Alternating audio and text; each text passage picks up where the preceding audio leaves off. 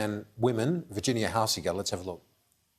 George W. Bush himself made a big noise about today the women of Afghanistan are free when the US embassy re-raised its flag when the Taliban fled Kabul back in 2001. And Laura Bush, his wife, went on media right across the world actually talking about the terrible plight of women under the rule of the Taliban from 96 to 2001. So women were used very much as part of the cause célèbre of this war, and it worked very well for the US because it really fed into a sceptical public that was a little bit concerned about this big military operation and the expenditure around that, but people really related to the stories about the shocking plight of women under the Taliban. So it was, in many respects, strategically, it was quite clever. It was needed. The women of Afghanistan during the Taliban rule suffered more than any other women on the face of the planet, quite frankly. The dollars went into the country, didn't they? There was a lot of funding, yes, and there was a lot of focus. Yes. But was the focus misplaced? Because there's that fundamental question of misogyny at the heart of certainly the Taliban, and misogyny in terms of the treatment of women in that country. Look, there's no doubt a huge amount of money went into Afghanistan in terms of aid and development. Australia itself invested around $1.52 billion in aid and development. And in fact, Australia has been incredibly generous, particularly in programs for women.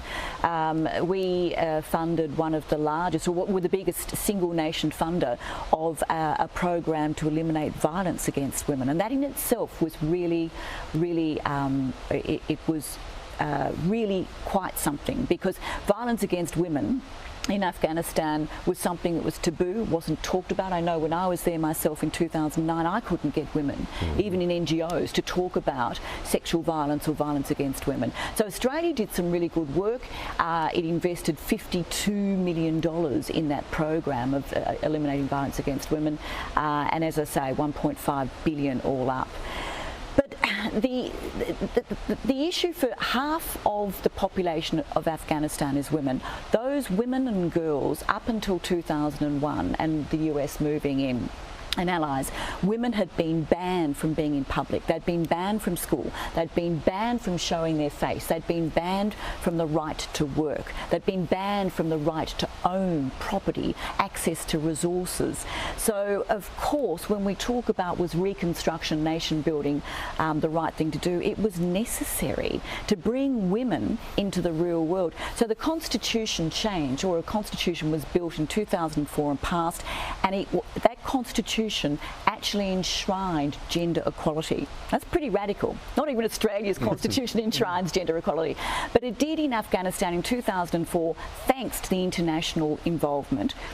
And that constitution enshrined the right for women to be educated and the right to work.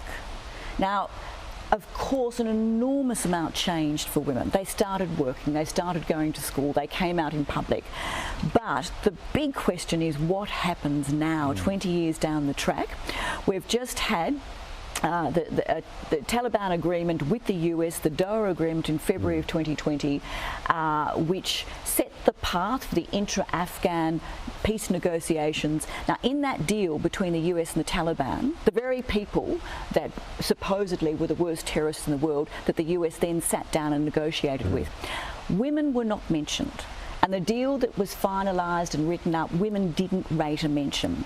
So women now feel in Afghanistan that they are facing the fight of their lives to make sure that when the transition occurs, those rights, those hard-fought rights, don't just slide right back.